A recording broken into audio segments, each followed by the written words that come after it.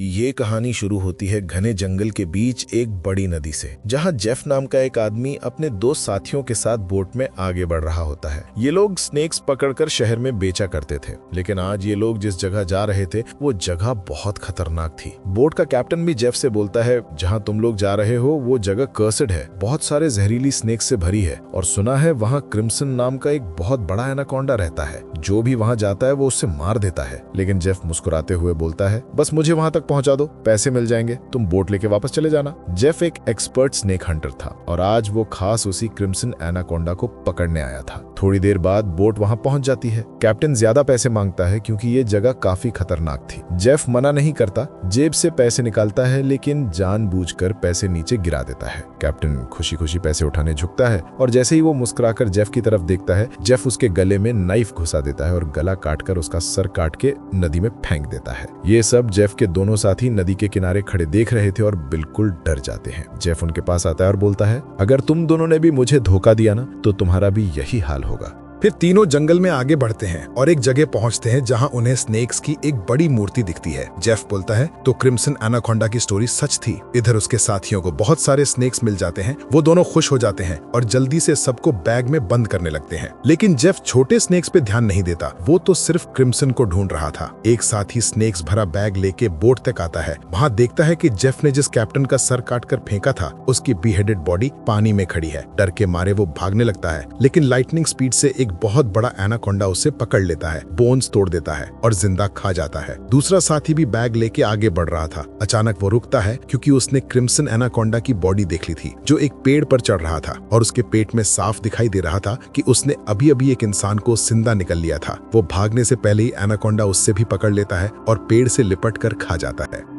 ये सब दूर से जेफ देख रहा होता है और खुश हो रहा होता है, क्योंकि उसका प्लान यही था कि उसके साथियों में से कोई ना कोई चारा बन जाए ताकि एनाकोंडा बजी हो जाए और वो उसे बेहोश कर सके। जेफ शॉटगन निकालने ही वाला होता है कि अचानक जंगल के सारे एनिमल्स और बर्ड्स जोर जोर से चिल्लाने लगते हैं। उनकी आवाज सुनकर वो एनाकोंडा अपना शिकार छोड़कर कहीं और चला जाता है। वहाँ कुछ तो बड़ा आ रहा था जिससे पूरा जंगल डर रहा था। अब यहाँ सीन कट होता है और हमें एक सर्कस शो दिखाया जाता है। ये सर्कस अब बंद होने के कगार पर था। कोई भी इस सर्कस को देखने का इंटरेस्ट नहीं रखता था। यहाँ सर्कस के मालिक के पास बिली यंग नाम का एक लड़का आता है, जो सर्कस के मालिक को पैसों से भरा हुआ एक सूटकेस देकर सर्कस में काम करने वाले सारे लोगों को खरीद लेता है, क्योंकि उसने थाईलैंड जाकर एक नया सर्कस खोलने का प्लान बनाया हुआ था। सर्कस के लोग बिली यंग के पास इतने सारे पैसे देखकर परेशान हो जाते हैं, क्योंकि आज से कुछ साल पहले बिली यंग बहुत गरीब हुआ करता था। वो भी इन लोगों के साथ मिलकर सर्कस में काम किया करता था, लेकिन पता नहीं कि बिली यंग अब कौन सा ऐसा काम करने लगा जिससे वो रातों रात इतना अमीर हो गया। अगली सुबह बिली यंग बोट के जरिए सारे लोगों को थाईलैंड ले जाने का प्लान बनाता है। अब क्योंकि बिली यंग ने इन सारे लोगों को खरीद लिया था, इसलिए ये सब उसकी बात मानकर बोट में बैठ जाते हैं और बोट का कैप्टन बोट को चलाने लगता है।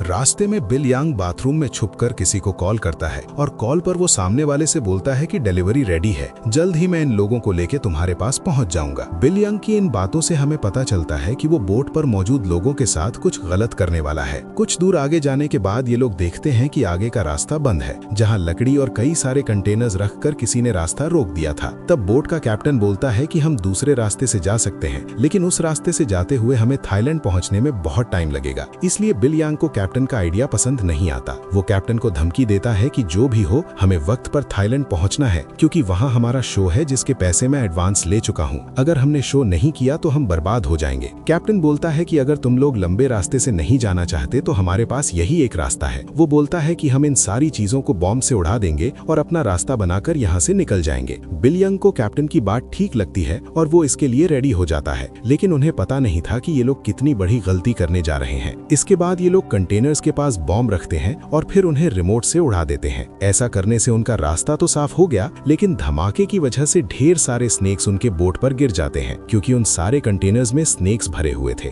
डर के मारे ये लोग इधर उधर भागने लगते हैं। अब पूरी बोट स्नेक से भर चुकी थी और ये स्नेक्स बोट पर मौजूद लोगों को डसने लगते हैं। यहाँ लेमी नाम की एक लड़की समझदारी से काम लेते हुए पाइप के जरिए प्रेशर से पानी खोल देती है और अपने आसपास जितने भी स्नेक्स होते हैं सबको बोट से नीचे पानी में गिरा देती है। बिल यंग डर के मारे बोट के बाथरूम में छुप जाता है, लेकिन तभी अचानक बाथरूम की सीलिंग टूट जाती है और बहुत सारे स्नेक्स बिल यंग के ऊपर गिर जाते हैं। उनसे बचने के लिए वो नदी में कूद जाता है और तैरते हुए किनारे तक पहुंचता है, लेकिन वहां पर भी एक किंग कोबरा उसके सामने आ जाता है। अब इससे पहले कि वो किंग कोबरा बिल को काट पाता, तभी कोई आदमी स्नेक पर पांव रखकर उसे कुचल देता है और बिल यंग की जान बचा लेता है। ये इंसान कोई और नहीं बल्कि जेफ था। अब जेफ ने बिल की जान बचाई थी, इसलिए बिल उसे अपने बोट पर ले आता है। जेफ यहाँ सबसे झूठ बोलता है कि मैं एक वाइल्ड लाइफ एक्सप्लोरर हूँ और एक एक्सीडेंट की वजह से यहाँ जंगल में फंस गया हूँ। तभी सर्कस के एक आदमी जिसका नाम जियाओ है, उसके कान में तेज दर्द होने लगता है। दर्द इतना ज्यादा था कि वो नीचे गिर जाता है। जब जेफ उसके कान में गौर से देखता है तो उसे पता चल जाता है कि जियाओ के कान में तकलीफ क्यों हो रही है। इसके बाद जेफ अपनी उंगली पर एक कट लगाकर उसे जियाओ के कान के पास ले जाता है और तभी जियाओ के कान से एक पतला जहरीला स्नेक निकलकर जेफ की उंगली को काट देता है। लेकिन स्नेक के काटने के बावजूद जेफ को कुछ नहीं होता और वो उस पतले स्नेक को पानी में फेंक देता है। ये देखकर लेनी बहुत हैरान हो जाती है और सोचने लगती है कि आखिर स्नेक के काटने के बाद भी जेफ पर जहर का असर क्यों नहीं हुआ। लेनी भी स्नेक्स के बारे में जानकारी रखती थी। वो जानती थी कि एक स्नेक के जहर से इम्यून होने के लिए इंसान को बहुत सारा स्नेक का जहर अपने शरीर में डालना पड़ता है, तब जाकर उस इंसान पर स्नेक के जहर का असर नहीं होता। ये सारी चीज वो बिल यंग को भी बताती है और बोलती है, मुझे जेफ ठीक नहीं लग रहा। तुमने भी देखा कि स्नेक ने उसे उंगली पर काटा, लेकिन जेफ को कुछ नहीं हुआ। लेकिन बिल यंग लेनी की बातों पर ध्यान नहीं देता और बोलता है कि हमें जेफ का शुक्रिया अदा करना चाहिए क्योंकि उसने मेरी और हमारे एक कंपेनियन की जान बचाई है। दूसरी तरफ जेफ इस बोट के कैप्टन से मिलता है। जेफ बोट के कैप्टन को ढेर सारे पैसे देकर एक नक्शा दिखाता है और बोट के कैप्टन से बोलता है कि अगर तूने मुझे नक्शे पर बताई गई जगह पर पहुंचाया तो मैं वहां पहुंचकर तुझे और भी ढेर सारे पैसे दूंगा। कैप्टन उस जगह का नाम सुनते ही बंदूक उठाकर जेफ पर तान देता है। वो बोलता है कि अगर दोबारा तूने वहां जाने की बात की तो मैं तुझे गोली मार दूंगा। दरअसल कैप्टन भी उस जगह के बारे में जानता था कि वहां एक बहुत खतरनाक क्रिम्सन नाम का एनाकोंडा रहता है। ये सुनकर जेफ वहां से चला जाता है। कैप्टन बोट में बैठकर मछलियां पकड़ने लगता है, लेकिन तभी हम देखते हैं कि कैप्टन जिस फिशिंग रॉड से मछलियां पकड़ रहा था वो फिशिंग रॉड नीचे से कोई जोर से खींचता है, जिसकी वजह से वो फिशिंग रॉड कैप्टन के हाथ से छूटकर नीचे गिर जाती है।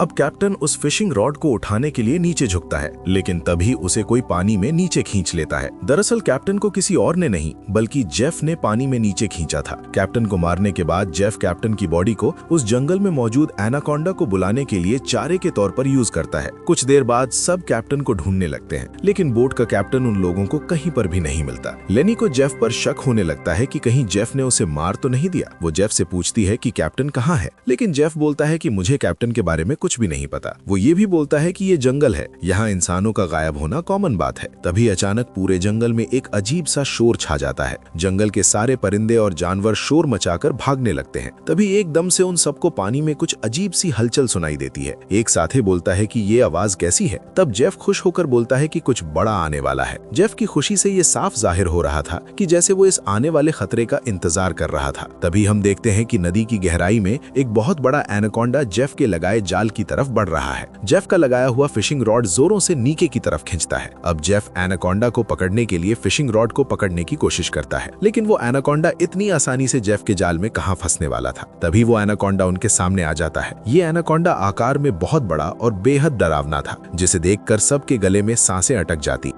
जेफ ने जो फिशिंग रॉड की रस्सी पकड़ी हुई थी, एनाकोंडा उस रस्सी को जोर से खींचता है, जिससे जेफ नीचे पानी में गिर जाता है। वो एनाकोंडा जेफ को पानी में इधर उधर पटकने लगता है, लेकिन जेफ इतनी आसानी से हार मानने वाला नहीं था। वो खुद को बचाने के लिए तैरते हुए उसी नदी में मौजूद एक छोटी बोट पर चढ़ जाता है और एनाकोंडा को पकड़ने वाले जाल की रस्सी को उसी बोट से बांध लेता है। अब वो बोट पर खड़े होकर एक नुकीले औजार से उस एनाकोंडा पर वार करता है, लेकिन उस वार से एनाकोंडा पर कुछ ज्यादा असर नहीं होता। एनाकोंडा जेफ को पकड़ लेता है। वो एनाकोंडा जेफ के साथ साथ उस बोट के ऊपर लिपटकर नीचे पानी में डुबो देता है। दूर खड़े ये लोग ये सब कुछ देख रहे थे और उन्हें लगता है कि जेफ मर गया, लेकिन अगले ही पल जेफ तैरता हुआ पीछे से वापस बोट में आ जाता है। ये देखकर सब लोग हैरान रह जाते हैं। अब जेफ फिर से पानी में एनाकोंडा ढूंढने लगता है, लेकिन उसे नहीं पता था कि एनाकोंडा अब पानी में नहीं बल्कि उसके पीछे बोट की सीलिंग पर है। एनाकोंडा सबके सामने अपने मुंह से कैप्टन की बॉडी को उगल देता है। ये देखकर बोट पर सब लोग बहुत डर जाते हैं। ये लोग एनाकोंडा से खुद को बचाने के लिए इधर उधर भागने लगते हैं। वो एनाकोंडा कमरे में बंद सर्कस के 2 कंपेनियंस को मारने ही वाला था कि तभी पीछे से जेफ हाथ में एक नुकीला औजार लेके एनाकोंडा पर हमला कर देता है,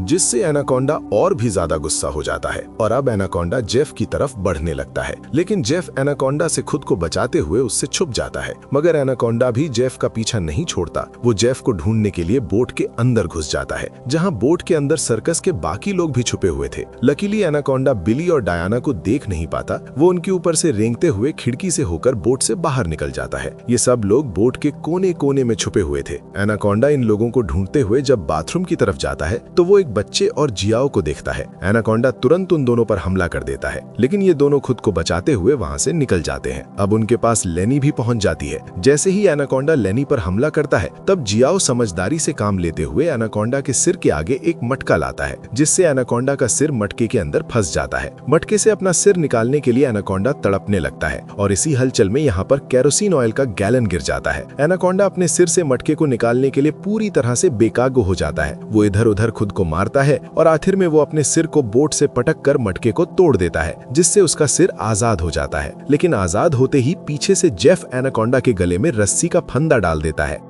इससे पहले कि जेफ उस एनाकोंडा को पकड़ पाता, तभी नीचे केरोसिन ऑयल गिरने की वजह से बोट में आग लग जाती है और आग धीरे धीरे बढ़ते हुए बोट में रखे बॉम्ब्स तक पहुंच जाती है, जिससे बोट में ब्लास्ट्स होने लगते हैं। तभी बोट में एक बहुत बड़ा ब्लास्ट होता है। अब बोट पर मौजूद सब लोग खुद को बचाने के लिए पानी में कूद जाते हैं, लेकिन जेफ ने एनाकोंडा के गले में रस्सी बांधी थी, जिसकी वजह से वो भाग नहीं पाता और आग में जलकर मर जाता है। ये लोग जैसे तैसे तैरते हुए नदी के किनारे तक पहुंच जाते हैं। बोट को जलता देखकर बिल यंग रोने लगता है। वो इस वजह से रोता है कि ये लोग अब टाइम पर थाईलैंड नहीं पहुंच पाएंगे। सर्कस के बाकी लोग बहुत ज्यादा डरे हुए थे, क्योंकि ये सब जंगल के बीचों बीच थे और अब उनके पास वापस जाने के लिए बोट भी नहीं थी। लेनी समझ चुकी थी कि इन सब का जिम्मेदार जेफ है। उसने इनके बोट को एक जाल के तौर पर यूज किया। वो जेफ से बोलती है, अगर तूने ऐसा ना किया होता तो ये इतना बड़ा खतरा हम पर ना आता। जेफ जवाब में बोलता है कि तुम लोग जानते भी हो कि इस एक एनाकोंडा की कीमत कितनी है। अगर तुम लोगों ने इसे पकड़ने में मेरा साथ दिया होता तो आज हम सब करोड़पति होते। पैसों का नाम सुनते ही बिल यंग की आंखें चमक उठती हैं। वो थाईलैंड जाने का प्लान कैंसिल कर देता है और दौड़कर जेफ के पास आता है और बोलता है, मैं तुम्हारे साथ हूं। बताओ इस एनाकोंडा को पकड़ने के लिए हम क्या कर सकते हैं और हमें पैसे कैसे मिलेंगे।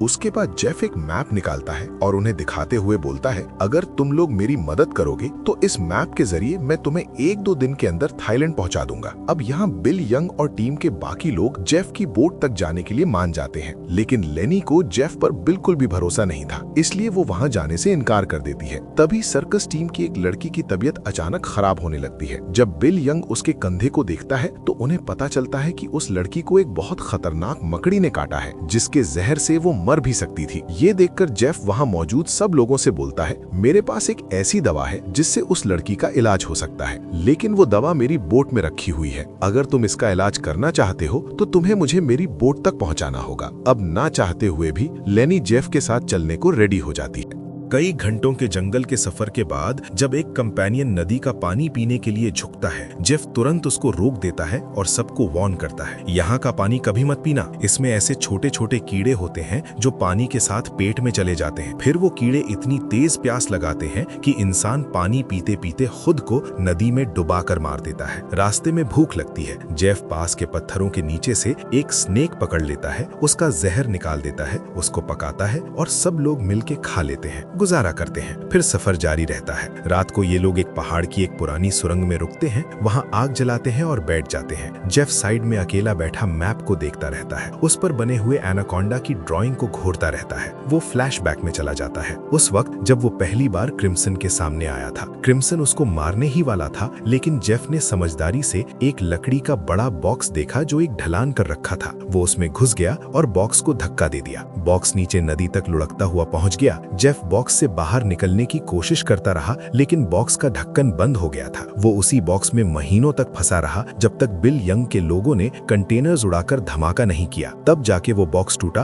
और जेफ बाहर निकल पाया। फ्लैशबैक खत्म होता है। अब प्रेजेंट में बिल यंग जेफ के पास आता है और बोलता है, तुम उसी क्रिम्सन एनाकोंडा को पकड़ना चाहते हो ना? जेफ आंखें चमकाकर बोलता है, हाँ, ये जंगल का राजा है। इसने दुनिया के बड़े बड़े शिकार किए हैं, अपने जैसे बड़े एनाकोंडास को भी मार दिया है। अगर हम इसे पकड़ लेते हैं तो हम रात भर में मिलियनेयर बन जाएंगे। पैसों की बात सुनते ही बिल यंग बोल पड़ता है, मैं तुम्हारे साथ हूँ, जो भी करना हो करो। रात गहरी हो जाती है, सब सो जाते हैं। आधी रात को सर्कस के एक लड़के की आंख अचानक खुल जाती है। उसके भाई की आवाज सुनाई दी थी। वो बाहर निकलकर देखता है, उसका भाई नदी के पानी में खड़ा खुद को डुबोने की कोशिश कर रहा है। वो दौड़ता है रोकने को, लेकिन भाई कुछ सुनता नहीं। नदी का पानी पीने के बाद उसकी नाक से के अंदर से कीड़े निकल रहे थे। वो भाई तड़प तड़प कर मर जाता है। लड़का रो रो कर वापस सुरंग में आता है। अगली सुबह सब फिर सफर शुरू करते हैं। कई घंटे चलकर एक नदी के पास पहुंचते हैं। अब आगे जाने के लिए उन्हें पानी में उतरकर पैदल ही निकलना पड़ेगा। सब डर रहे थे, लेकिन कोई दूसरा रास्ता नहीं था, इसलिए मजबूरन पानी में उतर जाते हैं। थोड़ी दूर जाते ही एक लड़का नीचे की तरफ इशारा करता है। सब देखते हैं, एक नहीं कई सारे बड़े बड़े एनाकोंडा उन्हें चारों तरफ से घेर चुके थे। वही लड़का जिसका भाई रात को मर गया था, वो सबसे पीछे था। अचानक पीछे से एक बड़ा एनाकोंडा उस पर अटैक कर देता है, लपेट देता है, हड्डियां तोड़ देता है और पानी के अंदर ले जाता है। लेनी मदद करने दौड़ती है, लेकिन पहुंचते पहुंचते देर हो चुकी थी। अब बाकी लोग जान बचाकर आगे भागते हैं और आखिरकार जेफ की बोट तक पहुंच जाते हैं। जेफ अपने वादे के मुताबिक उस लड़की को स्पाइडर बाइट का एंटीडोट दे देता है, जिसे मकड़ी ने काटा था। अब थाईलैंड की जमीन बहुत करीब थी। सब बोट में बैठने ही वाले थे कि जेफ सबको रोक देता है और बोलता है, मैं तुम सबको यहाँ तक सेफ ले आया। अब तुम लोग भी अपना वादा पूरा करो, मेरी मदद करो। छोटा बच्चा बोलता है, अगर ये मदद क्रिम्सन से जुड़ी है तो हम नहीं करेंगे। ये सुनते ही जेफ गन निकाल लेता है और बिल यंग भी चाकू लेके उसका साथ देता है। बिल सबको धमकाता है कि जो जेफ बोल रहा है वो करो। तभी लेनी चिल्लाती है कि तुम लोग पागल हो गए हो क्या? उसको पकड़ना नामुमकिन है। इस पर जेफ ठंडी मुस्कान के साथ बोलता है, हाँ मुश्किल है पर नामुमकिन नहीं। जब वो खाना खा रहा होगा तब उसका ध्यान भटक जाएगा, तब हम उसे पकड़ लेंगे। फिर बिल और जेफ मिलके सर्कस टीम के 2 लोगों को रस्सी से बांधकर चारा बना देते हैं। बच्चा बिल से बोलता है कि तुम ऐसा क्यों कर रहे हो? अगर हम मर गए तो सर्कस में कौन परफॉर्म करेगा? बिल जोर जोर से हंसता है और बोलता है, अरे बेवकूफो, तुम लोगों को थाईलैंड सर्कस के लिए थोड़ी ले जा रहा था। तुम सबके बॉडी ऑर्गन्स बेचकर मैं अमीर बनाऊं, ये मेरा असली बिजनेस है। लेकिन अब मेरा प्लान चेंज हो गया है। अब ये एनाकोंडा तुम सबके ऑर्गन से भी ज्यादा पैसे देगा। दूसरी तरफ जेफ 2 लड़कियों को भी बांध देता है और एक लड़की से बदतमीजी करने लगता है। लड़की समझदारी से काम लेती है। वो पास आती है और जेफ के बालों में लगाकर उस पर हाथ फेरते हुए उसकी जेब से गन निकाल लेती है और जेफ पर तान देती है। लेकिन गन का सेफ्टी लॉक ऑन था, गोली नहीं चलती। जेफ गुस्से में गन छीन लेता है और लड़की को मारने ही वाला होता है कि तब तक लेनी ने अपनी रस्सी खोल ली थी और एक नुकीला शीशा जेफ के पेट में घोंप देती है। जेफ उसे धक्का दे देता है। दूसरी लड़की भी जेफ पर हमला कर देती है। तीनों लड़कियां और जेफ के बीच हाथापाई में एक गोली चल जाती है, लेकिन अभी नहीं पता किसको लगी। इधर दूसरी तरफ जिन्हें चारा बनाया था वो दोनों डर के मारे तड़प रहे थे। थोड़ी देर बाद एक बड़ा एनाकोंडा उनकी तरफ बढ़ता है, लेकिन बिल यंग दूर खड़ा मजा ले रहा था। सोच रहा था कि जैसे ही वो खाएगा मैं रस्सी खींचकर पकड़ लूंगा, लेकिन उसको नहीं पता कि उसके सर के ऊपर से ही एक दूसरा एनाकोंडा उस पर अटैक कर देता है। उसे लपेट कर ले जाता है और रस्सी उसके हाथ से छूट जाती है। रस्सी छूटने से चारा वाले दोनों बच जाते हैं। जाल उन पर गिर जाता है। इधर जेफ लड़कियों से लड़ रहा था कि लेनी पीछे से आती है और एक बड़ी लकड़ी से जेफ के सर पर जोर से मार देती है। जेफ बेहोश हो जाता है। तीनों लड़कियां दौड़कर अपने बाकी 2 साथियों को जाल से आजाद कर लेती हैं, लेकिन तब तक जेफ को होश आ चुका था। वो उनका पीछा करता आता है। तभी एक बड़ा एनाकोंडा आता है और जेफ को लपेट कर ले जाता है। अब बाकी लोग जल्दी से बोट में बैठने लगते हैं, लेकिन एक लड़की चल नहीं पा रही थी। हाथापाई में वही गोली उसको लगी थी। थोड़ी देर में वो उनकी आंखों के सामने मर जाती है। अब सिर्फ 3 लोग बच गए थे, लेनी, जिया और छोटा बच्चा। वो जल्दी से जेफ की बोट में बैठकर निकलने लगते हैं, लेकिन तभी जिया के कंधे पर एक चीज लगती है। वो देखता है एक बेहोशी का इंजेक्शन। 2 सेकंड में वो बेहोश हो जाता है।